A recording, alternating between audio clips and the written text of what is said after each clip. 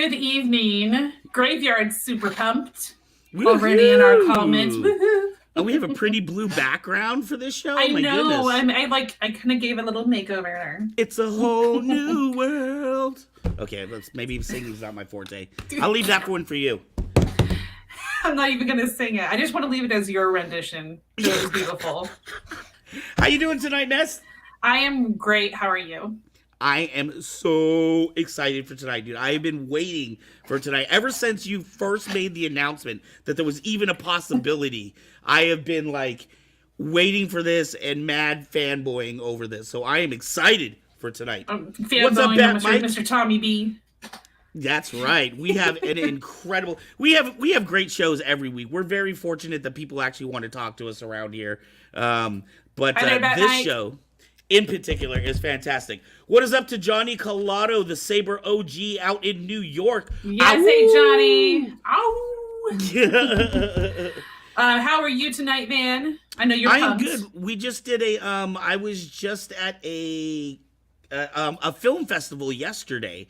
It was independent filmmakers. It was a film festival, but there was a couple of people that had like Star Wars shorts, so they had asked us to come out and do choreography and demonstrations and all that. That's fun. That was a lot of fun. We were out in Merced last night, and then today I walked into the shop and there was like people waiting here. It was crazy, dude. This whole shop was filled. Your store manager called to tell me how awesome that was. So they're all waiting for you. Oh, hey, Van. Nice to see you. The store opens at 2. He was here at 2. I was here at like 2:20 maybe. And I walked in and like the whole store is packed. I was like, oh, crap. So wait, Johnny says he's heading to Force, Florida? No, Johnny is heading to Florida and he's going to be hooking up with Force. Dude, that's awesome. Yeah, that's awesome. Woohoo. That's super awesome. Force is another host of ours who does. He's been doing the Last of Us upload gaming schedule lately on our channel. So that's been, and his editing is hilarious. And I have been coined in the group as in general, I guess, now that I've been teaching Graveyard some, Premiere Pro Mommy, because I will sit with them and teach them how to do stuff on Premiere Pro. And Premiere Mommy's the best. And I guess it's like, I don't know, I'm the mom of the group. Like that's why like in several Discord servers I manage, I am Mama Mezzo. Just because I'm like, I treat everyone like my child. You have that air. You have that aura of protecting people. Gosh, yeah, I guess so. It's like unless it's like Mommy Dearest. Hopefully you don't have any like wire hangers in your closets or anything. I hate wire hangers for that reason. Okay. Anyway, so let's move on. Guess what we have first, sir? You get what we always have first. Nerdy news. Nerdy news. Da-da-da-da. First on the news tonight is the Alkalite casting was announced. Woo-hoo! And I'm super excited about this. And I love several people on it. So we've got Carrie-Anne Moss, who so many know as Trinity from the Matrix trilogy. Well, I would say trilogy now. Quadrilogy so far. I'm very excited about that. We've also got Lee Jong-jae. Yes, Squid Game, baby. Right, but he is like the lead on Squid Game. I am so excited for that. I really love his acting. And then we also got, I'm not going to say it right, Manny Jacinto. He's from The Good Place. Oh, okay. He played Jason on it, I believe was his character's name. And so thank you, Nikki Black, who is one of our friends, like and followers on YouTube and on Facebook, who sent us like the article. So if you guys want to check out the article that's about that, it's in the description below. Excellent. I'm really excited for that. Sir. When they originally started talking about Acolyte, like a year and a half ago, I thought Brie Larson was somehow tied to the project, and then I don't know what happened, and now all of a sudden I don't hear her name anymore. So I'm very interested to see where all this goes. And of course, you know how my feelings about Squid Game. I'm a huge Squid Game fan. In fact, for other people that might be, we've had 2 Squid Game actors on our show before, so we have interviewed 2 Squid Game actors, as well as having one of them as a regular, semi-regular host on our it just depends on his schedule. They're both VIPs from the show, and they're like real actors and have jobs and stuff. Mr. Michaels is what I call him because I feel like I don't know him on a first name basis. Mr. Michaels. Just out of respect, and he's the one who's in Korea, and he's there pretty often. Do we have any dates on when this Acolyte's going to come out, Mez? I didn't see one, but so many things are delayed lately. It's hard to even like look at a release date and really know until it's like a month before that it's actually going to be out. Say one said most likely she was dropped because of the JD trial. Oh, okay. I guess that makes sense. I hadn't even thought about that if she was involved. I don't know. I didn't hear the early talks about it. Next on our news is Wakanda Forever is out. Woohoo! I saw it last night. Our guest, Mr. Tommy B, saw it kind of early. Yeah, that's the privilege, of being, a celebrity. So, what did you think, Mets? What did you? I really enjoyed it. Mm-hmm. I think I'm not very good at speaking. I'm not very eloquent, I guess, but everybody, of course. Gosh, I just realized my camera's like this. Everyone, of course, is sad about Chadwick's passing. Right. And you're gonna have. There's no way to make everyone happy about whether he's recast or not or whatever. I just know that I really enjoyed the movie. There were plenty of parts that make you emotional and sad and happy, and you laugh too. And it's just you can't make everyone happy. And I think they did a wonderful job for what had happened in real life. Right. I do think that it's fine for everyone to have an opinion on whether they were okay with how the movie went or what storyline took place or whatever. But I don't think that I had to stay off of Twitter afterwards because there were people who were being very cruel to each other for having a different opinion. Oh, wow. And that's not cool with me. And so I was like, I don't need this. I'm going to use Twitter to talk to Tommy and Eric and my friends on there, that are cool and understand that having an opinion is fine, but grilling somebody and I'll say my censored version crapping on people's opinion, saying they're a terrible person for having an opinion that they don't agree with, which is about a fictional movie. Right. These movies are there to entertain us and have fun, make us emotional, whatever. But they aren't there for us to come up with opinions so we could just crap on each other. Right. Anyway, it is a great movie, though, and I really did enjoy it. Aside, I think this one was really hard because there was a lot of hype and a lot of expectation, especially with how successful the first Black Panther was. But now there's the emotional, weight on this film. Aside dealing with Chadwick Boseman, was it a good story? I have no idea what that was, but that just sorry. Was it? That's been very excited about something. I think he's watching a recorded football game with him. We are big. There are big football fans in this house, like very big football fans. So was the story treated well aside what they had to deal with Chad? Like, I'm really interested. I saw somebody say that Namor is now one of their favorite characters in the MCU. Namor is Namor or Namor, depending on how you want to pronounce it. Yeah, I did the very white version of that name. It's pronounced both ways in the movie too. Okay, so I don't feel so bad. I didn't really like his character, and in a sense, he's one of those anti-heroes in the sense that you kind of understand where he's coming from. Right. It's like his intentions and what he wants for his people is understandable for what is happening in the movie. You may not necessarily agree with his actions as much, but you really, I felt like I understood him in a good way too. Like it wasn't a hero I hated at all. Right. Or anything. So I don't want to give too much more about it because I'm trying to Namor the submariner, as he used to be called. Yeah. Right. And I wish we lived closer to the graveyard. I'd come visit. We go have like coffee or something, But for now, we'll have to do coffee StreamYard.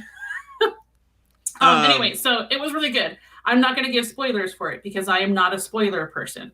But I really enjoyed it. I think you'll enjoy it, whether you necessarily what they had to do Black Panther wise, and all that kind of stuff. What I like with the MCU, at least in a few of them, we saw it really with Thanos, and we saw it with the first Black Panther movie, that they're really coming up with some villains that you're like, they might kind of be right. I kind of see where you're coming from. Yeah, because you can have villains that are going to come from a place that you understand. Right. You know, Everybody's a good guy in their own story. And honestly, I know this sounds really strange because even though those are fictional characters, there are people who have torment like that in their real life. Not like sci-fi torment, you know, where it's not like a real story. But that's why I'm one of those people that believes in kindness and just being nice and kind and respectful for everyone, especially when you meet them first off the bat, because you don't know what that kind of kindness will do. Right. That kind of kindness can help them become a better person, build them up, or you can tear them down. Right. And nobody, unless they're upset with themselves, want to see people get teared down. That's why you see a lot of people who are online bullies, because they tear people down because they hate themselves. Well, you know, which is why I try to build others up. When you were talking about, you know, what we see in cinema and how that relates to people in real life, I do want to let people know we have a brand new show starting this Wednesday called Hearts of Kyber. And this show is going to be dealing with mental and physical disabilities, but also how they relate into pop culture and, you know, how we are all a part of that and all a group together. The first topic we're going to be talking about, I'm really excited about, we're going to be talking about anxiety. I think during the pandemic, a lot of people were dealing with things that they had never had to deal with before, myself being one of them. But we're going to talk about that in relationship to the movie Iron Man 3 and how the cinema portrays anxiety and, you know, what that means for us everyday real people. So make sure to tune in. That's this Wednesday at 5 p.m. Brand new show, Hearts of Kyber. 5 p.m. Pacific. Pacific time. That's right. Yes. Here on Kyber Cave Productions. All right. Next on the news, Star Wars and Studio Ghibli team up for a Disney Plus Grogu short film. So for those who don't know, Studio Ghibli is Spirited Away, Princess Mononoke, Kiki's Delivery Service, all that. They have rights for the Star Wars project, so they will be working on that. I'm really excited about it. Actually, your store manager is the one who tagged me in the story about that. So if you guys want to check in the description below, there's an article about this. So I'm really, really excited about that. It kind of reminds me of, I mean, of course I haven't seen it yet, but how they did like a little short film series on Groot.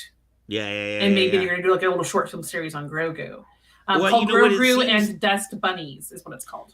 It seems to me that with the success of Star Wars Visions, that like people are all in for that whole crossover anime style thing now. So I'm excited for it. I say, give me more. Give it all to me. I'll take it. Kiki's Delivery Service. I have Kiki's Delivery Service socks, so that tells you that I'm a fan. My neighbor Totoro. You know, my husband. I don't know if you know this, but my husband and I. Before we had kids, at least we're big anime fans, and we watch it all in Japanese subtitles. We go to anime conventions every year, which was a lot of fun. I met Kel Thompson at one of those. That was kind of cool. I was like fangirling at 20 years old. That was a while ago. But yeah, so we're like Princess Mononoke, Kiki's, like all those. Like I love them, and they always have like a special little place in my heart. All right, so moving on, we have our flow of the show.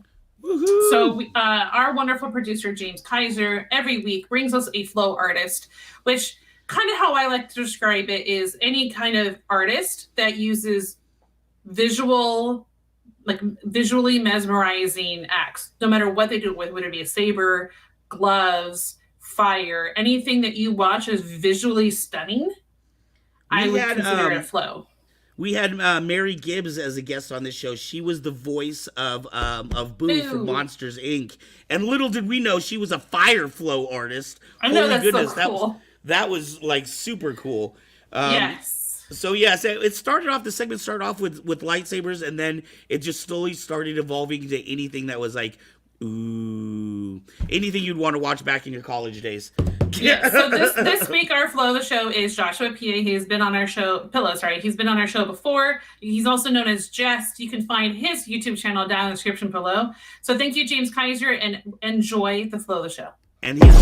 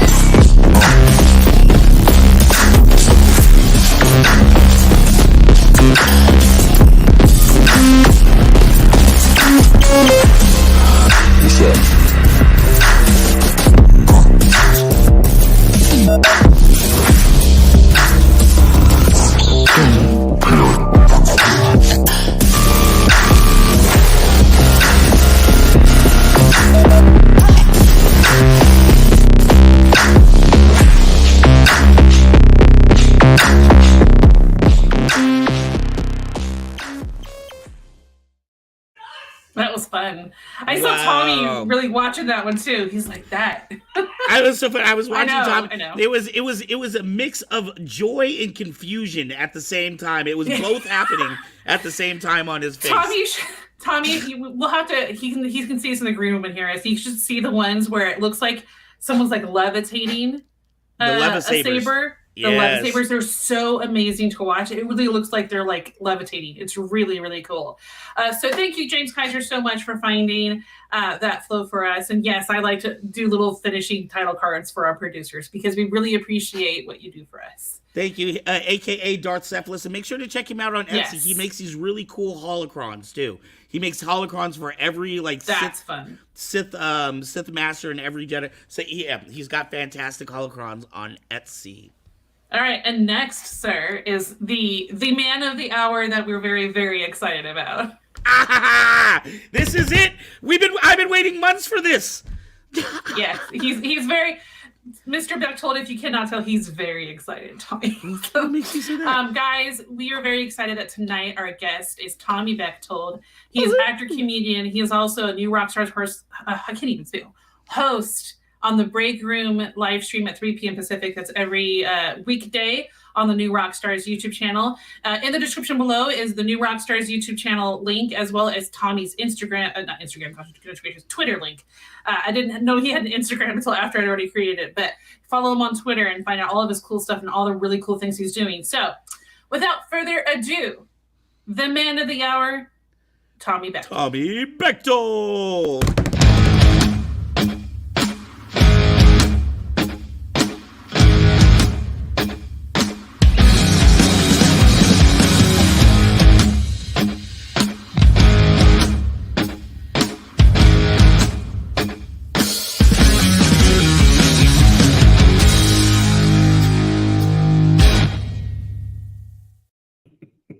Yeah, all right.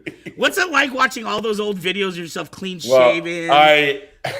The first clip is from a music video, like comedy music video that I did with a friend from like 13 years ago. So I loved watching that. I got to figure out what I was eating back then and get down to that weight. But other than that. Tommy, how are you tonight? I am so excited to be sitting here with you.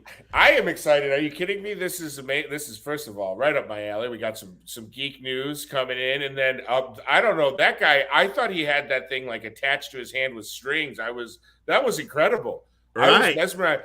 Like, I feel like that was the first time I saw like a Vegas illusionist do something crazy. That was amazing. I feel like I'm going to be up till 4 a.m. tonight watching flow videos. You're going to be in your room with your lightsaber trying to float around, flip it around, I was going to say, hitting your self in the head.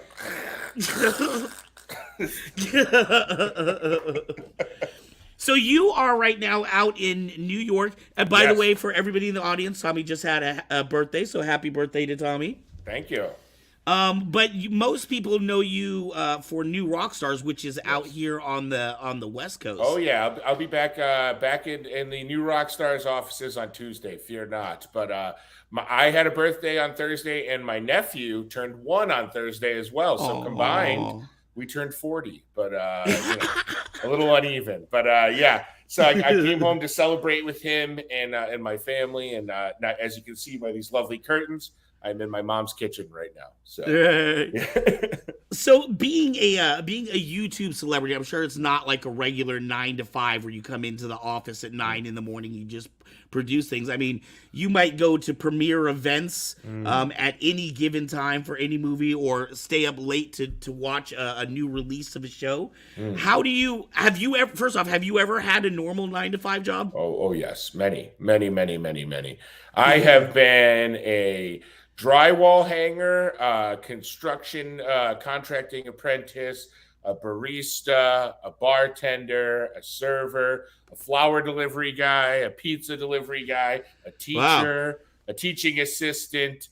Let me see what else. I've done cold calls. I worked for a medical supply company for a while. I drove for Lyft. I've had many jobs. Many. I stand on the W-2s of of 1,000 jobs before this one. I reached these heights only by climbing those. So yeah, and I also have worked for my family has a business here in New York, and there's been times in the last 15 years that I've done a lot of work for them. So yeah, right. I'm not afraid of a non-glamorous job as well. And I will say, surprisingly, new Rockstars, we do work pretty much a normal day schedule as well. The only difference is we do have those midnight premieres of shows that we have to stay up for, and they're a little generous about letting us sleep in on those days. But we are. I think genuinely, not to get too into it, not to get too off track, we're all such good friends that we like being in the office together. We could probably do all of our work from home, but a lot of us came up doing comedy together, so we just like sitting in the office and making each other laugh. So we are there. It's like a business, but it's the most ridiculous business ever, because we're like, should we do another video on Chewbacca, or should we do another video on Captain America? Right. Those are our big debates. Right. But now you grew up and your dad owned his own business. You grew up in that lifestyle. So you're used to, I guess, the non-traditional schedules that it sounds like. Sure. Absolutely. Yeah. My dad started his, along with my mom helping him, in our garage when I was a kid. He's a mechanic. He's a very handy machine guy. They do optics now, precision optics, but it started off as like a CNC tool and die injection mold machining shop that gradually grew and moved to a little space, then then it shared a space, and now it's got its own space. So wow, yeah. Your dad is doing like laser optics and stuff. I bought CNC machines to make lightsabers. Yes. We are not the same people. You know what? I have a feeling you guys would love each other, because I showed my dad this lightsaber today, and he turned into a 4-year-old immediately. So it was pretty amazing. Oh, I'm sure his machining mind was like, oh, I wonder how they did this, and they must have. Absolutely. Oh yeah. Oh, he loves it. Yeah. He was fascinated. We were watching a football game, so I had to keep we're doing it during commercial breaks, but I think I could have stayed another hour and a half after, just showing him all the functions. So he was loving it. My whole family has had so much fun with this lightsaber. It's really the best thing. It's just so delightful. So now, for you, how did you make? You've had all these typical normie jobs. Were you doing like acting on the side? Oh, that was your nighttime gig. The Cliff Notes. I was in college, and I was also working in set construction and set design as a PA, building and painting and building. We would take an empty room and turn it into a fake purse store or clothing shop, and then we turn it into a boxing gym. And I love doing that. And it just, in Rochester, New York, there's a finite amount of those jobs. If you want to do those jobs, you got to kind of go to New York or LA or even Atlanta now, obviously, or New Mexico. But I had also been in a movie randomly that had gotten me into the Actors Union. So I got in my car and I drove to LA with kind of a plan of, I just wanted to get in the entertainment industry. I didn't have I got to be an actor, or I got to do this or that. And, really comedy just kind of propelled me to all of these creative endeavors. So right. Now, I know you were doing, you do improv, is that correct? Improv comedy? Yeah, I do improv and stand-up. So, a little bit of both. Okay. Yeah. Was that just something that was natural? Like you've always just been a funny guy? I think I've always been obnoxious. So I think that improv and stand-up, certainly improv and sketch comedy, have given me a great outlet to funnel these, kind of random stream of consciousness or thoughts and focus them, because improv requires so much listening. The only way to really get good at improv is to be able to listen to other people and play off of them and be present. And it really, much like, a good brace or medication, it focused me and focused these thoughts. So it was, improv was a huge help and a huge. It really, to me, took the creativity that I had as a kid and didn't know how to express, and gave me this very fine point to express it. And Right. We have a question coming here from the side. It says, "How much say do you get when you're making videos at Rockstar?" It's very collaborative. Now, I think, like most jobs, I'm smart enough to know when someone else is a little more of an expert, or a little, especially with packaging, but they don't stifle. I mean, we can pitch stuff all the time. They've let me have a lot of fun And once we're, with the break room, it's really the four of us, the four hosts, and John, our kind of executive producer, John Costa, producer, director, writer. We get together in the morning and we just, we say it's like kind of a democracy, but it's really just a democratic illusion, because John has final say and we'll figure out how to make the show good. He'll save us from ourselves. But right, right now I have a few different ideas that we're kind of forming together at New Rockstars. They're totally open to giving us. It's much better for the channel if we're self-sufficient and can kind of take a project. Jessica Clemens is incredible. She will write Jessica. She writes all her own scripts. She basically, she from shoot to then handing it off to the editors. She does all the writing and then does the read. She's unbelievable, and she's not the only one. I mean, Whitney, all those guys, and obviously Eric. Our king Eric Voss. So if you ever want Mod Appreciation Day, I'll drive 6 hours south. Yeah, you know what? I'm down, Matt. So if we owe our mods, God knows. I alone probably owe all our mods several steak dinners for the amount of torture. There were a couple of times where eggplant emojis get spammed in the chat. Yeah. And I'm usually picking up my kid during it. So I'm watching on my phone and having to try to hit show every time. Now I feel even worse. No, it's fine. It's fine. It's just more that my phone's not that great. It's a bit older, but it's like the moments. The chat moves quick enough that I try to hit show and it moves past it before I get show. Like the comment moves high. I'm like, oh no, okay. And I tricked them for a long time. They had me on as just a regular chatter. And then I tricked them into making me a mod, so when I'm not on the show, I can chat at lightning speed and create more chaos, which has been not great for our mods as well. So yes, we will have Mod Appreciation Day, and I'll take everybody to Six Flags or something. I don't know. Woohoo! Yeah. Do you ever? Well, how many people? I mean, I know we see the host on air and things like that, but all in all, with your editors, with everybody doing work behind the scenes, how many people are in that down there in that building in LA? Well, a lot of our editors are all over the country. We have an editor in Philadelphia. We have a couple editors in Texas. We have, I think, an editor in Tennessee, and then we have, a few in-house people. I mean, at any given day, there's 8 to 10 of us in the office, right? Mm-hmm. And then we have this whole network of people that are working for us all over the country. And it's funny because it kind of ebbs and flows. During COVID, everybody was all over. I was here in New York for the majority of the time.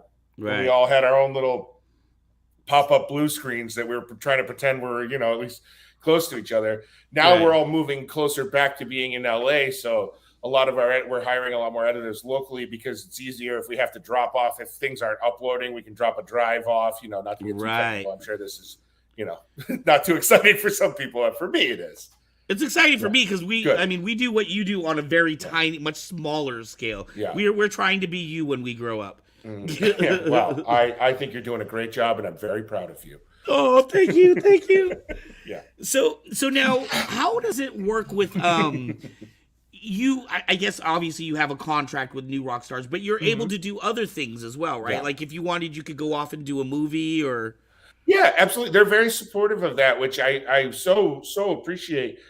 And I think, what we've seen is that when there is an opportunity for me to have an acting job or any of us to have a little thing on the outside, it really only benefits the channel because it brings over new viewers or existing fans of our channel to watch that show. There's a synergistic approach. Like I like to bring up just because it's made me feel amazing. I did a little tiny part on Abbott Elementary last year, and I did my scene with Quinta Brunson, who won the Emmy for best half-hour screenplay this year, or half-hour script for TV comedy.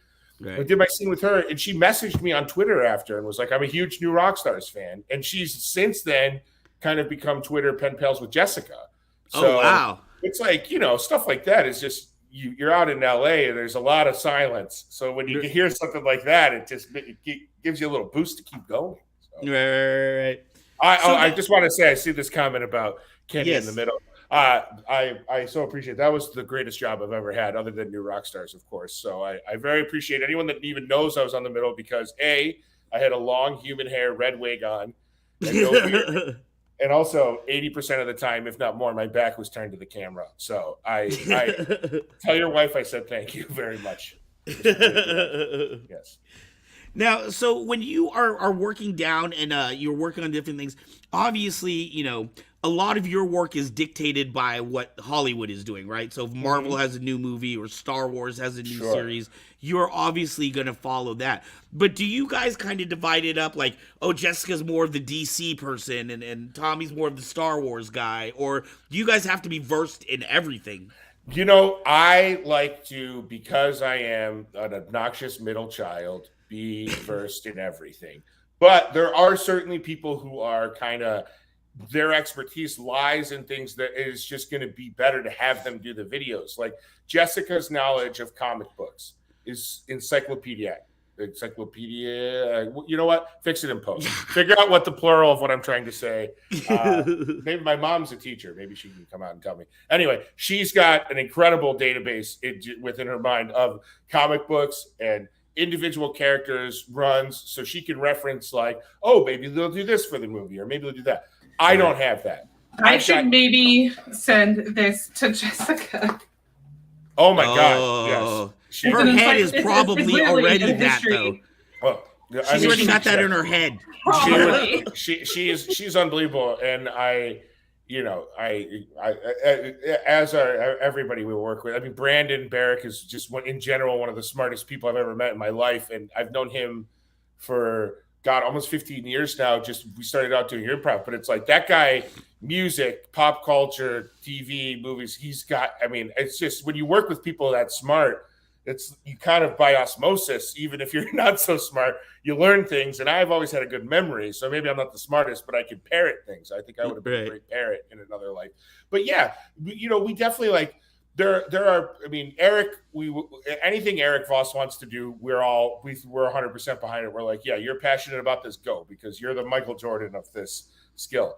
But Jessica, when it comes to MCU and DC, she's got this great knowledge. Me, I tend to do a little more Star Wars than not, just because it's what I really like. And I think also, I'm not saying this to be self-effacing. People want me to toe a line between being funny and knowledgeable. So it's like I can get away with not having as many facts stuffed in as long as I do some jokes. Which is a relief for me, because I don't have as many facts as everyone else. But I do love to learn about it. And as someone who, was kind of late to the game in comic books, just because as a kid I didn't really read comics. I was like once I had my own money and could buy comic books is when I got really into it. I watched all the movies, but like my early 20s is when I really fell in love with comics, which is kind of 12 years later than most people. So right. Does it ever get for you, like, I don't know, I'm just as an example, let's say the new project is Werewolf by Night, and you're coming into a meeting, you're like, man, I don't know crap about Werewolf by Night. Does it ever feel intimidating to be around people that like maybe Jessica knows everything there is to know about Werewolf by Night? It feels intimidating for sure. But I will say one of the most valuable lessons that I've kind of learned through different work mentors in all jobs is like, it's not a bad thing to not be the smartest person in the room. It's a bad thing to be the worst listener in a room. It's like, if someone knows a ton about Werewolf by Night and they can spout off in 5 minutes everything you really need to know about this character, that's a gift, Like, to me, it's also interesting and so fun. And so many of these comic books have these crazy, like, oh, this is a parallel for this. This is an analogy for this thing. And that type of sociology just fascinates me. So, yeah, I'll admit, it's very often that I'm coming to the table with, like, it's not very often, rather, that I'm coming to the table with the influx of knowledge. But I do think once we're able to kind of all get on the same page, I can then package it for them. But it is intimidating, of course. But to answer your question directly, instead of rambling for 5 minutes. But now, I don't know how it is. I'm interested to hear how it is with your family when you were growing up. I know, I'm a little bit older than you, but I know when I was growing up, I grew up in a Vietnamese household, and it was like, get off those video games. You're never going to accomplish anything in life. Stop watching TV, stop watching movies and reading comics. Now, all those people are like millionaires on YouTube, right? People that are, all the things that I was told as a child would destroy me are how people are making money nowadays. Yeah. Well, I am one of 4 kids, and we always laugh because it's it was like an escalation. Like my oldest sister got to do the least, then I got to do the second least, then my little sister got to do the third least, then my little brother had no rules. That kid had like a paintball gun when he was 2. Doing meth in the bedroom. Yeah, exactly. He was Breaking Bad at 3 years old.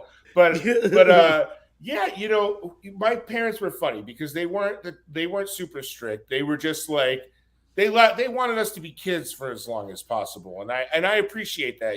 The world is obviously now even more so a scary place. It's like I really valued being kind of shielded from the more scary, intense movies and TV shows until I was a teenager. I'm glad at the time I was bitter about it that my cousins were watching Terminator 2 at 7 years old, but now I'm like, I don't think that would have been good for me. I don't think seeing a family get impaled by a man with knife arms would have been the most mentally stabilizing element in my life. So yeah, my parents were supportive. I have one funny memory is we got a Nintendo for Christmas, and there was a lot of limitations on how just because there were 3 of us that were of Nintendo playing age, so there was a lot of rules.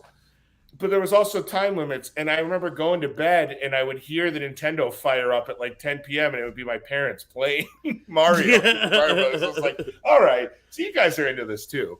Right. They're going to be the ones with the lightsaber up in the room here in the next couple of nights. Yeah, absolutely. I mean, I wouldn't be surprised if I send my dad that link. You might get an order to Ontario, New York. So I'll let him know. I'm looking forward to it. Yeah. So when you took off in your car and left New York and decided I'm heading out to LA with no real plan, no job waiting for you, you just said I'm getting in the car and going. How did they feel about that? You know what? They were shockingly supportive. I would say. Both of them, and particularly my mom, was like, we didn't really know how to foster that dream because we're not entertainment people. My mom is a teacher, and my dad was a teacher and then started his own business. So, they kind of instilled in me like a general curiosity for sure, and then a general ability to make friends and stay at a job and not get fired for being a maniac. So those were probably the most important skills once I got out to LA, because there's a lot of maniacs out here. Right. But they were super supportive. I'll never forget. My car was loaded up with I had clementine oranges and root beer. My Popeye spinach is clementines and root beer, and I listened to books on tape. I did the drive by myself. My mom was checking in. I was on the phone. I mean, I still call my mom every day. I'm definitely a mama's boy. But when I'm out there, so they were super supportive. And you know what? They allowed me to both fail and they helped me succeed. So they, the entire journey out there, definitely without support, I wouldn't be there still. If they didn't let me know it was okay, I would have questioned myself, I think, and ran home. So I know not everyone is that lucky. So I definitely don't take that for granted. Right. And how long do you think you were in LA before you got the sense that, okay, maybe I made the right decision? Well, I'll tell you this because there is the clip that I was working at at Family Guy at American Dad as a PA in the contract department. So I was making the contracts for people, and I came home and I had kind of just had a rough run of it. I wasn't really going anywhere. I hadn't booked any acting jobs in a while, and I was sitting in my mom's living room, and I was like, I think I got to move home. And I went back to LA, and I was working at Family Guy, and I got the call to do that Jimmy Kimmel sketch with Harrison Ford. And that just started this. I think 2 weeks later, I booked the middle. Then Kimmel for a while was calling me in a few times a month to do sketches, and I booked some other little TV things. That's when it started to roll. But there were lots of years of self-doubt and a lot of barista and bartending shifts over acting jobs were probably 500 to 1, I would say. So, wow. Well, I am so happy to be able to see your wonderful face almost every week. Yes, me too. I am thrilled to have this face out here still. So the feeling is mutual. Thank you. And I'm happy we have mods that can put up with my insanity. And occasionally, I guess I'll just say impulsiveness. Because I promise I try to say the right thing. We got a couple of comments and a question here on the side. One comment, when I get out to Cali to visit my Kyber peeps, I'll gladly drive down and buy you a beer. Or if you're around Chicago next. So Graveyard wants to have a beard with you. Oh, yeah. Well, Graveyard, hopefully we'll do another show in Chicago. We actually did Graveyard, were you at that live show we did last year with Rooster Teeth? I don't know if you were. He had not joined the server yet, all right. So he did not know about it. But yes, they did a live show. Actually, one of our mods, Cody, who has done a lot for the new Rockstars server, had hoped she could have gone, but she's immunosuppressed and COVID was still like all going on. Oh, sure. She had, because she lives in that area. Yeah, she had to stay home. But maybe we'll do another one. That. Yeah. Hopefully we'll do another one in Graveyard. Beers on me if I were in Chicago, or when you get to California, maybe I'll drive up and hang out with all of you. I don't know. I like to drive. All right, next time, Graveyard. Don't worry.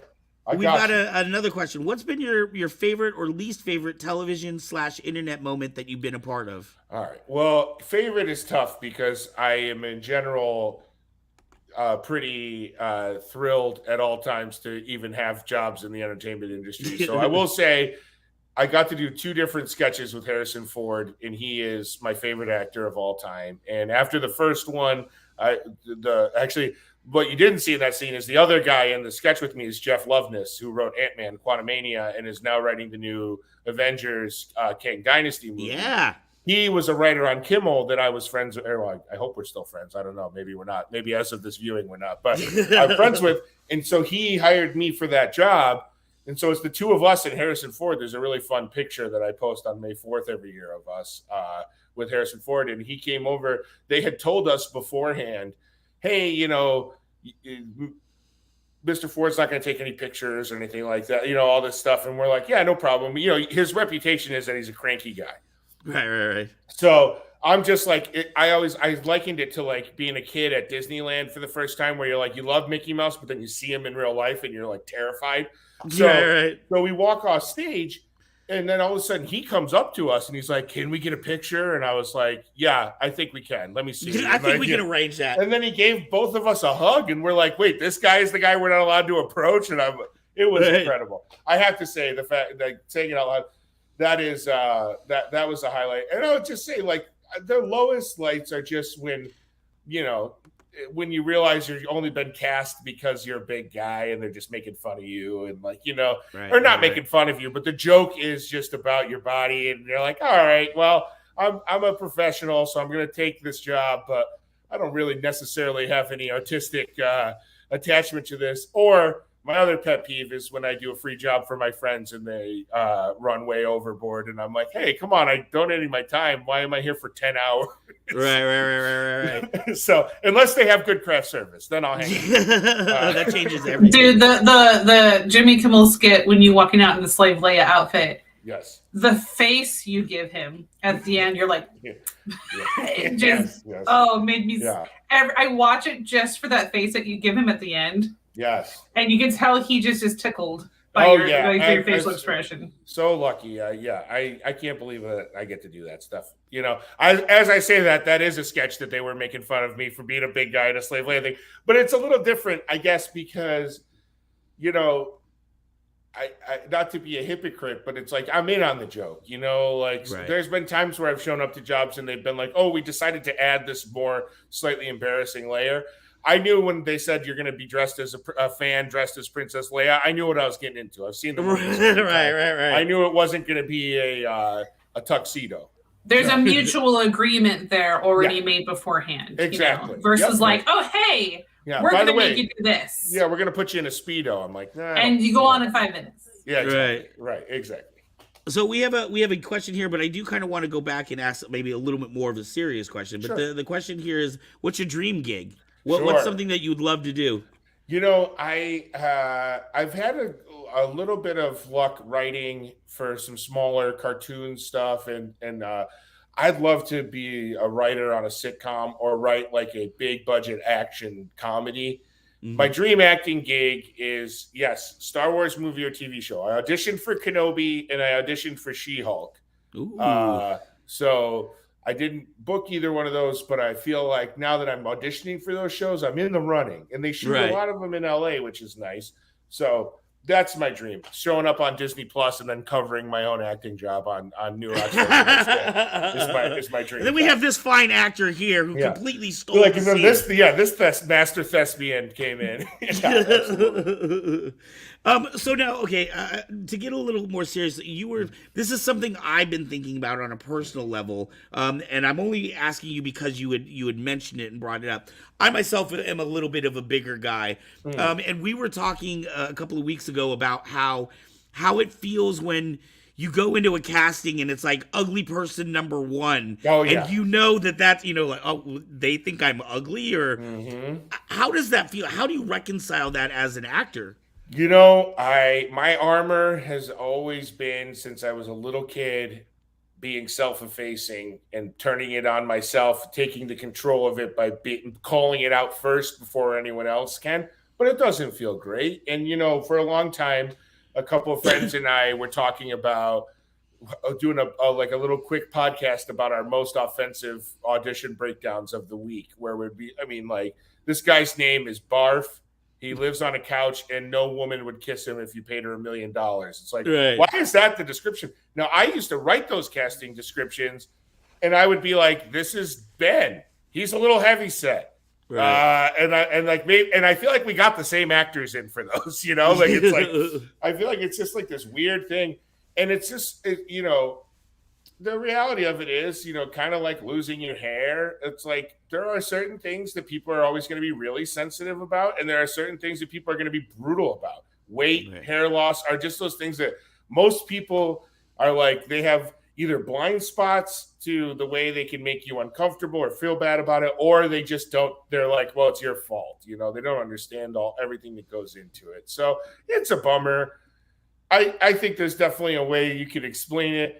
But I also I got to keep moving ahead. So I'm like, fine, you want me to audition for Barf? I'm going to be Barf, and then I'm going to do the best job as Barf. I'm going to do better at Barf than you ever dreamed of. And you know what? Some woman will try to kiss me. I don't. It's something. I'm not sure.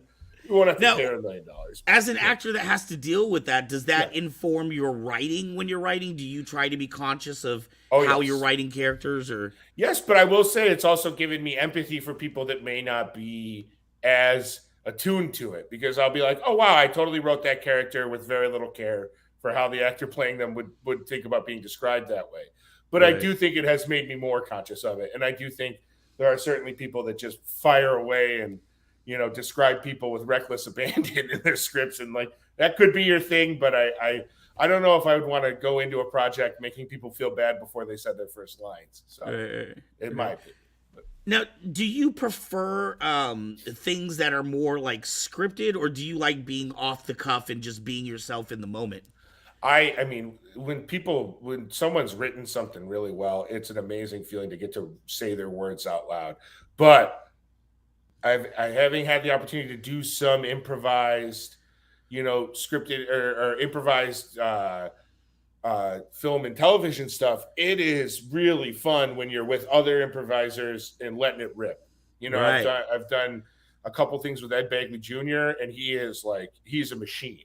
Right. And I did a improvised thing for a Christopher Guest movie with Jane Lynch, and it was heaven, And I realize I'm dropping names all over the floor, but these are the improvised dream actors that you get to, the Christopher Guest crew, right? That stuff.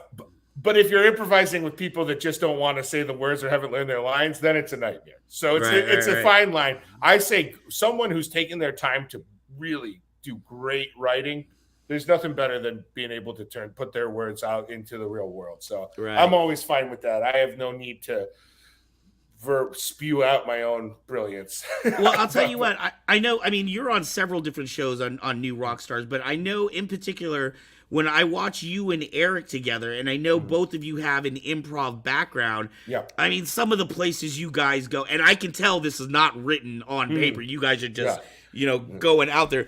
Occasionally it'll go off the rails, but more times than not, it's just it is a rail that I love to go off with. Thank you. I appreciate that. Does it make it easier for you when you have someone like an Eric Voss to just kind of be yourself and be in that moment and kind of riff? Yes. I mean, Eric is someone I am uniquely comfortable with because we have been on stage so many times together. We were in improv teams for like on and off for 8 years together. We probably performed 1,000 times on stage together. And Eric is someone that I know will trust me when I'm going somewhere. You know, like he knows if I'm headed somewhere, like you said, it might go off the rails, but he'll jump off the rails with me and vice versa. Right.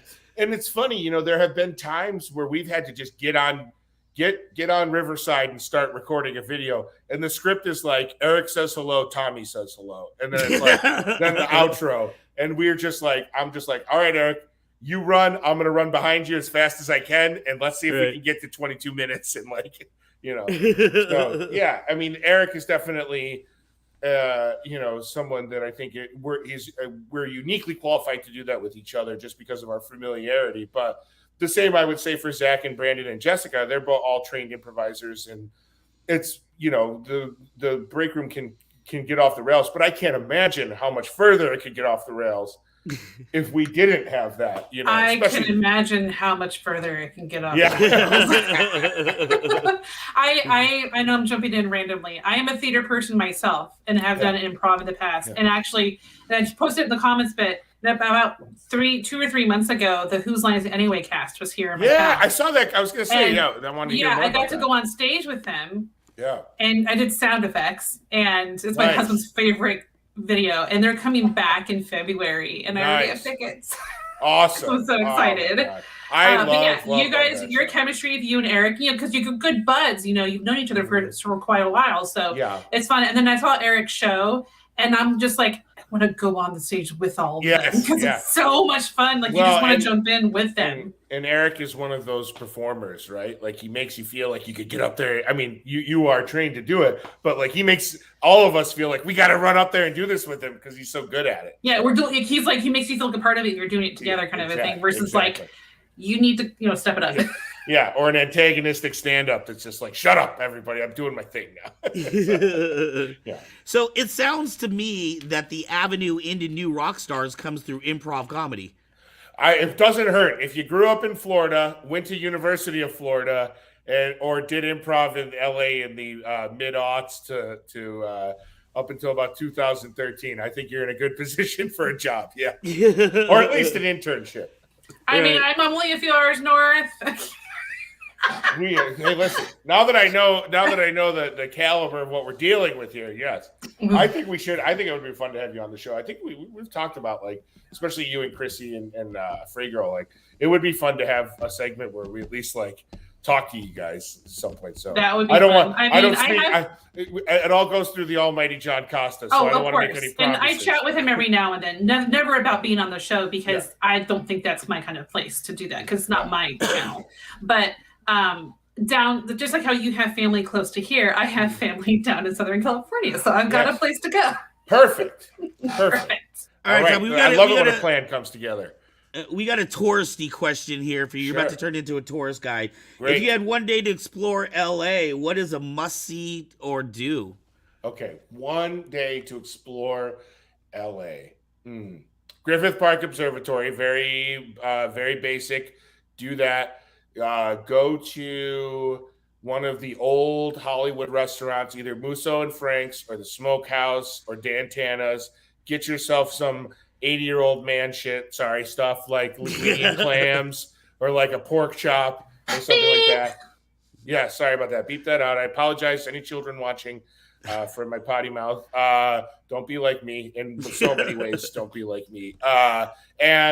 Or be just like him. Yes. If you're a film and TV person, take a tour. I know it seems like, oh, that's the touristy thing to do. Guess what? They're there for a reason. I've done them all. I live there. I love when people come to visit. I'll do the star tours. I'll do the studio tours. I'll do the private tours in a van where you go around to different houses from different TV shows. I love it all. There's a weird, morbid, LA death tour. If you're, a little gothic, you can take, I think it's called the Museum of Death, and they take you around to all these famous Hollywood true crime spots. I know there's a lot of true crime sickos out there, so they got a place for you. And Excuse me. I'm just kidding. Sorry for the. I told you. I literally am reading a true crime book about murder called Murder at 40 Below. So it's in Alaska. Yes. I'm too scared I'm too much of a fraidy cat in all those areas. I just know I'd be murdered first in a situation like that. But I think I'm dead serious about one of those classic downtown. Okay, that changes things. Go to LA Live. That's where the crypto.com, formerly Staples Center, is. A lot of stuff to do around there, a lot of neat things to look at. Go to Koreatown. Go to Taylor's Steakhouse in Koreatown. You may have to get a reservation. Shouldn't be too busy. It's going to be amazing. Wow. I don't know why I just did like weird Trump hands there. So I just said amazing. Maybe it's just a white person thing. Yeah, exactly. Anyway, so that's my recommendation in all seriousness. If I had one day, that's what I would do pertinent to my interests. Yes. Right. I was having a discussion with someone. It was one of the people in our Kyber Cave crew, and they had said something about being a YouTube star, and it kind of caught me off guard. Like, what does that mean exactly? Like, do you find are there differences between being a Hollywood star and a YouTube star, or is it the same? I don't. First of all, I don't really put myself in that, but I appreciate it. I think the difference is that with YouTube, you have real data about who's actually watching you, whereas with TV and movies, you have Nielsen ratings, which are kind of estimates, and then you have box office. Right. But like with YouTube, I feel like I've been able to connect with people who are fans in a like more genuine way. Like definitely I've had more, like people asking me for kind of funny things, like record a video for my friend for their birthday, or like, we did all those ridiculous autograph pictures that finally went out for Tomicon. Like I wouldn't get to do that kind of stuff on TV or film unless you reach the height where people would really, want that from you. So right. I don't know. To me, I mean, it makes my nephews think I'm cool. So I prefer it. That's all that matters in life. Exactly. Right? Really, as long as I have a little cachet with my nephews and niece, and they don't think I'm lame and they'll still talk to me, that they'll still accept my FaceTime calls, then I'm good with it. But I mean, new Rockstars is you get lightsabers. Yes. Which, by the way, I have to fire it up at least once in this episode. So. Oh, you know all the functions now, huh? Yes. I had this thing fired up for the whole game, and then it died, and then the Bills died, which felt very symbolic. Oh. It was so. He's like, I was like, if you need detailed instructions, I have the ones I sent Eric, and he goes, I just spent an hour and a half learning how to use this thing. Oh, I'm loving it. I spent an hour and a half getting to know it intimately. All right, Matt, start making flow videos. So don't worry about it. This is what we're going to do, Matt. So we're going to set up a celebrity charity saber battle. We're going to have the Tommy come out and beat people up with this saber, and we'll donate all the money to a charity. It would be my greatest honor. To be beat up. I will beat up. Hey, I yield. We hang out with C. Andrew Nelson, who was Darth Vader in the special edition, remakes. We could have you saber battle with him. Oh my God, it's on. As long as he cuts my hand off. I think I have a fake arm from a life mold from that show Hunters on Amazon. They made a fake arm of mine, so right. I got to get a hold of that arm, and then he can slice it off. Awesome. Yeah. No. Yeah, exactly. Impossible. No, I'll never. That was very Luke Skywalker of you. Impossible. Now, Tommy, let's say this will never happen, but let's say for some reason next week new Rockstars goes away. If you were to start your own channel, what kind of a channel would you start? The Tommy Bechtold channel. What would you do on your channel? I wouldn't change a whole lot. I love the live streaming element. I think I maybe would just broaden the type of movies we cover into comedies and action films as well. Different I think that is what we are doing, not to do a cheap plug, but I think that is our goal this year, is to get into some other fandoms that, we don't necessarily have a ton of content for. Right. And I also would everything would be a comedy.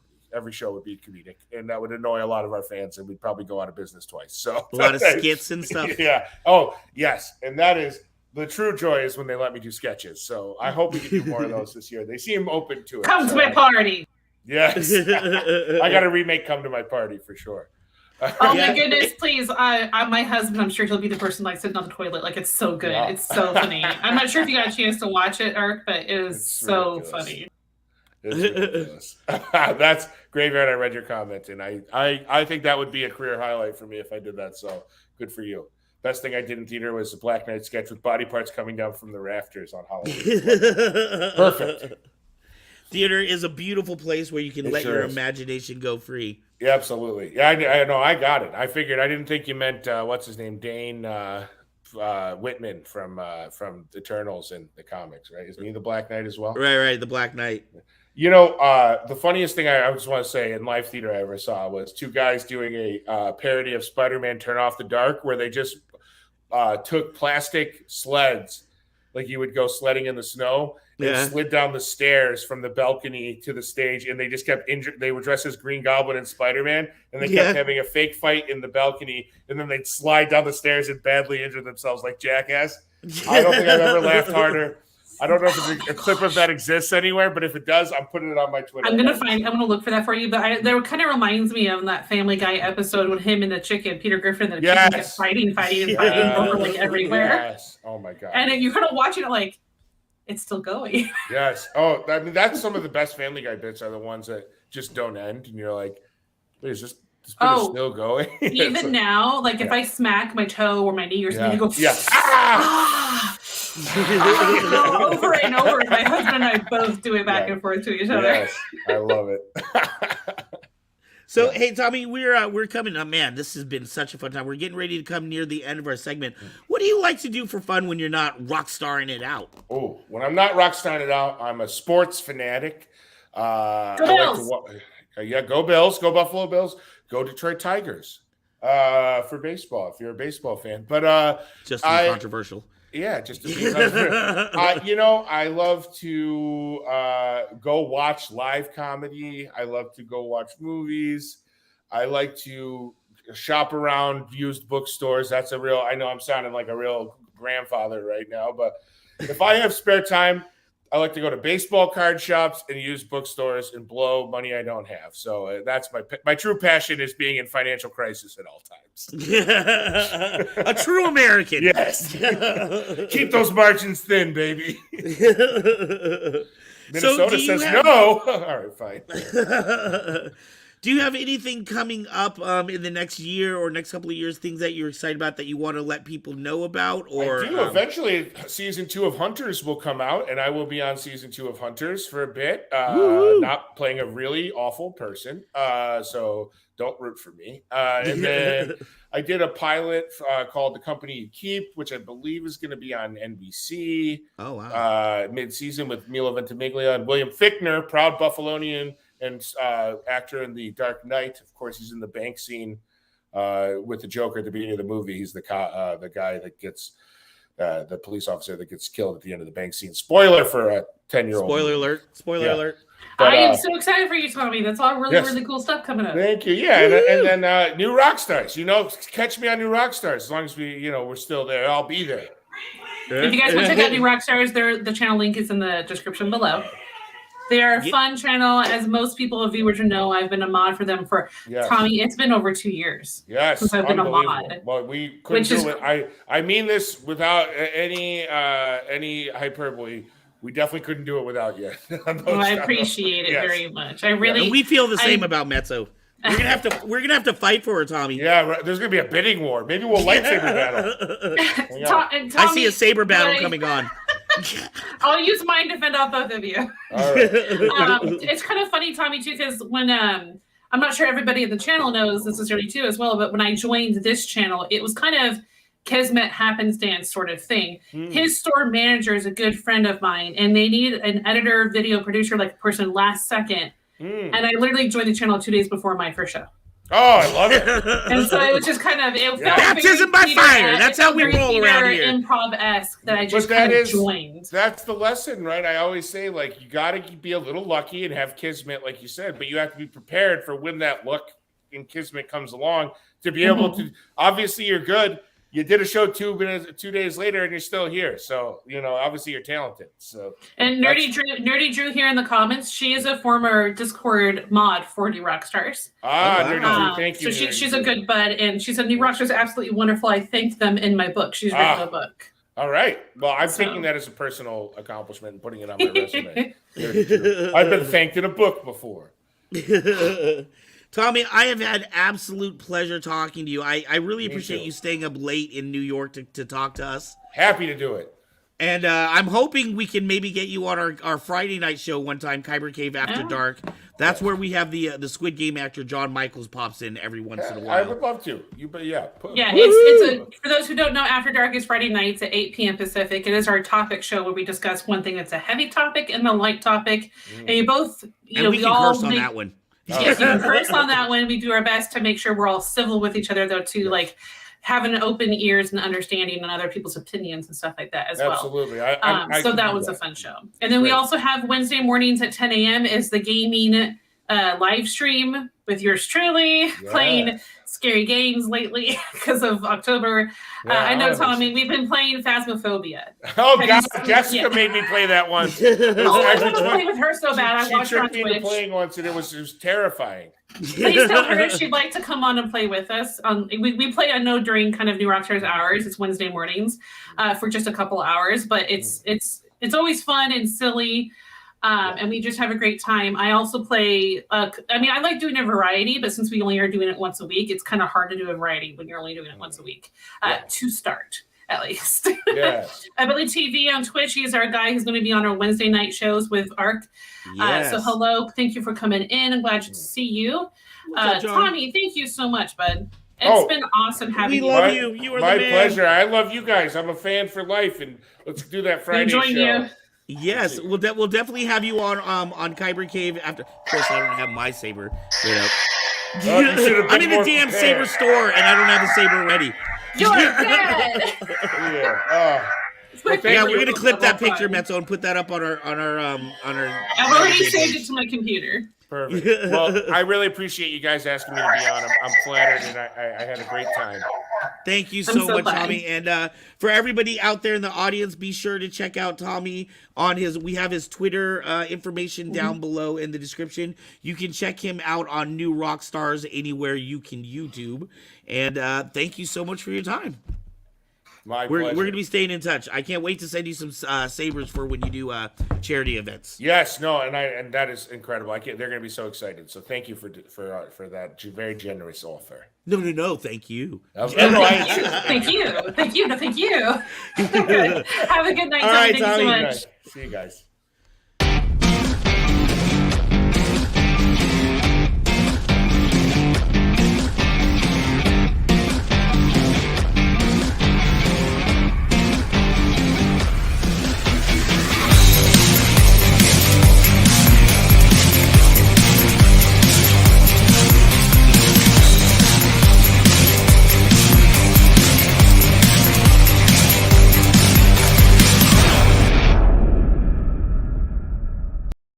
That face at the end that he gives Jimmy just tickles me every time. He's like, right, Jimmy? And I love seeing the clean shaven Tommy. He's like a little baby. I imagine seeing him in some diapers there. Dude, so, okay, that first skit that he has at 12 years old, it's so funny, but it's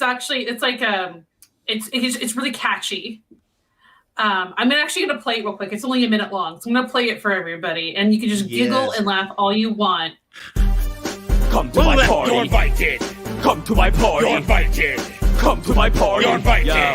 Come to my party. All right, everybody, listen. We're throwing a party, and you don't want to miss it. This isn't a special occasion. We just want to hang out. Know what I'm saying? We've got drinks and we've got snacks, so come have a good time. Relax. 8 o'clock, so bring your friends. A question mark is when it ends. You can put your code over there. Maybe we can play truth or dare. We can have fun at full throttle. Maybe we can play spin the bottle. Hey, I can't make it. That's fine. Hey, I can't make it. That's fine. Hey, I can't make it. That's fine. Hey, I can't make it. That's fine. Hey, I can't make it. That's fine. Hey, I can't make it. That's fine. Hey, I can't make it. You already told us. Oh, I forgot. That's fine. Come to my party. You're invited. Come to my party. You're invited.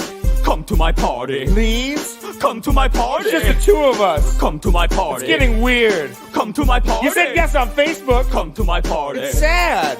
Come to my party. I'm depressed.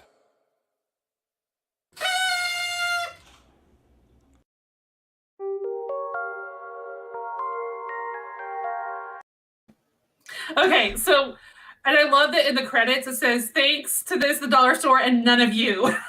It says that in the credits. Dude, I will tell you what, that's better than like 80% of the hip hop that's out on the radio right now. So I agree, I'm actually. all Ever for since it. Tommy sent me that clip and I watched it, I literally have come to my party. You're invited. Like stuck in my Come to my head. party. Tommy and I even like back and forth that on break room like last Thursday or something like that. You're gonna make come to I my didn't party go to Friday's t-shirts. break room because I didn't want any spoilers because I did Wakanda Forever chat on Friday and I stayed out until I saw it last night. So, all right, well that was awesome. I wanted to let everybody know, and to remind some people who may not know, we do have a Patreon page if you would like to help us out, help us grow with all these new channels. For as little as $1 a month, you can help the show, and you have access to exclusive merch, also voting on things, and exclusive video that you will not be able to see on our YouTube page. So please go check out our Patreon page and help us out. Yes, you can check it out in the description below. It has our link tree, which has the links to our Facebook pages, the store, Instagram, Twitter, and our Patreon. And the first thing that you get as a patron, no matter what tier you're on, is that you get a thank you at the end of our shows in the credits. Right, So and a sticker. Thank you so much for all of our patrons. And a sticker. Yes, you do get a sticker. Here's the sticker. That's right. Not the phone case, just the sticker part. Yes, not the zebra thing is my phone, but my phone's charging on their wireless charger thing. So. Woo, and everybody heard it here tonight. We have video recorded proof. Tommy has promised that he was going to come on KCAD, and we were just going to tear it up and have a good time. Right now in the virtual green room. So we'll ship him out much, a guys. beer or two to wherever he's at, so he can be properly prepared for that show. Oh my goodness, you make it so much beer talk tonight. It really makes me want to pop open a cold one. I think I might do that after the show. Yeah, we saw what happens when you pop open cold ones during the show, Mets. Okay. Tommy doesn't know about that. Tommy, my little pop-in thing that I did, it kind of became a habit like a month ago where I popped in and I was actually holding a glass of wine. Right. And it was one glass. I was just relaxed and having a great time that night. And I popped in and I kind of looked a little, woo. It was the same as she did with you, but just with joke. It was the same she did with you, but with more slurring. Wow. All right, hey, we got our Comic-Con. We've got our amazing producer who lets us know about cons all over California. Yes, our producer, Kevin Hogan, who is what I call our convention connoisseur, down there in our comments right there, Kevin Hogan. He goes to conventions every week in our area. It's amazing how many conventions actually happen that you don't realize are happening, big and small. And he sends us a report every week. So without further ado, here's his report. Hello everyone, this is Kevin Hogan from Northern California with another episode of California Comic-Con Adventures. On the weekend of Saturday, November the 5th through Sunday, November the 6th, 2022, we got to see the Salinas Valley Toy Show where they filled up the whole community center building full of neat souvenirs there and toys for display and shows. And it was really cool there. We got to see lots of cool cosplayers walking around there. For example, we saw Michael Myers pretending to stab people there. And we also got to see lots of cool Star Wars cosplayers there. For example, the R2-D2 droid was rolling around there saying hi to everybody there. We got to see some sand people. And we also got to see some friendly stormtroopers there walking around there. The Salinas Valley Toy Show usually has their event a couple times a year there. So if you're in the area and want to see some cool souvenirs and toy collectibles, definitely want to check that out there. And also, our friends over at Ohana Comic-Con, which travel up and down the state to a different city every weekend, made a couple of stops to Central California. On November the 5th, they visited Madera, and also on November the 6th, they visited the Hanford area there. Ohana Comic-Con is very economically priced. If they visit a city near you, definitely recommend checking them out there. You get to meet some local friends there, and you get to see their fun cosplay contests there, and check out all the neat souvenirs for sale there. Also, that same weekend there, on Sunday, November the 6th, in the Concord area there, was the East Bay Mouse Con. That's the Disney-themed Comic-Con. We got to see some very creative cosplays there from Star Wars, Disney princesses and heroes, all these Marvel creative characters there. I myself was walking around as Dr. Octopus from Marvel there. It was a really neat time there. And MouseCon actually has a couple events every year there. This is their Northern California event in Concord. They also have a Southern California event in Bakersfield they host, and they're very economically priced also. Usually admission's only around $10 there. You get to see a lot of antiques from the various Disney parks there, really cool collectibles that were interesting to look at there. And you get to meet some different celebrities from past TV shows, people that helped make Disney video games productions, so various people like that there. So it's a really interesting thing there. And of course, get to see all the creative cosplay designs there, so it's a great chance to meet some local friends there. And also, speaking of creative designs and cosplays, that same weekend there on Friday, November the 4th through the 6th, there was the PawCon furry-themed Comic-Con there. It's called Welcome to Poston Paradise. It was based on the Fifth Element movie with the theme this year there. So we got to see the whole San Jose Hilton Hotel full of furries in their cool mascot costumes. A lot of them they made themselves there. So it was really fun there. And it was a very well-organized event there because the tickets actually come with snacks and drink included there. That way no one gets overheated and passes out there, which is really good planning there. And they have a professional photographer there at the con there that posts photos to a website ahead of time, because a lot of people don't have pockets, of course, in their costumes, cameras to be able to take their own picture there, so that way people can just download them later. So that makes it very convenient. So it's a well-organized event there, which is really ideal.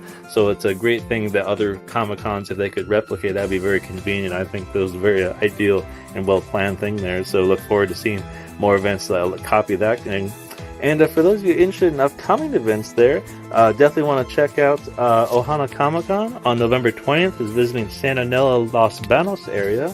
And also on the weekend of November 19th through the 20th is the Bakersfield Comic-Con.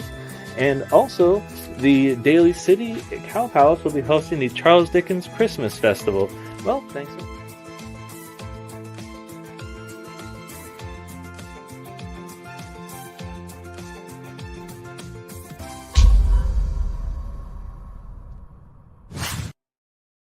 Thank you, Kevin Hogan, for that. I apologize for that. Was weird. The audio cut out at the end. It didn't play that when I played it back earlier. That was odd. But thank you. I like how he prefaced when he was talking about Michael Myers. I like how he had to tell you that he was pretending to stab people instead of actually not really going stabbing around. people. I'm just pretending. I think that would be bad publicity for that con if that was actually the case. Like somebody, come enjoy the real life experience of somebody stabbing you. Although, that may draw in a whole different crowd. Who knows? So that might the actually crowd be that Tommy was talking about, the true crime stick. See you there. All righty. Thank you, Kevin Mr. Hogan, for that wonderful reports. I want to let you know we have always amazing shows every Sunday night. Next week we have a prop maker. Good enough props. What was it? Not so bad props. It was a very interesting. We have a prop maker on the show, and then after that we have the legendary Gary Ripper of Ripper Blades will be on the show the Sunday after that. Of course, make sure to check us out on Wednesdays, Fridays, and Sundays right now, and we have a whole back catalog of all kinds of things, cosplay builds. We have saber battles when we used to have saber battles at our other location. So there's all kinds of fun stuff. Yes, we have several. We have several shows that are in the kind of pre-production planning stages. We also have our shows airing where you have the Wednesday morning stream for gaming. Wednesday evening is our first premiere this Wednesday of Kyber Hearts with Van and John Ability TV. And then this Friday, we have our Friday night show, 8 p.m., which is the After Dark show that is a lot of fun to watch. I sometimes get to actually hop on, but most of the time, Friday nights are for my kids where we do Pillow Fort night together. So we have a blast with that. Oh, gosh, that just made me want to do Pillow Fort night with my lightsaber inside, like as the light source. Or hold up the fort with this saber in the middle turned on. I used to be a preschool teacher, so I've got the perfect song for you. There's a song called Pillow Fort Pillow Fight that's perfect for pillow battles. So, all right, I want to thank everybody for being with us tonight, for tuning in. We love you and appreciate you as always. Yes, There's so many other guys places so you could be on a Sunday night, but you're here with us, and that makes our hearts happy.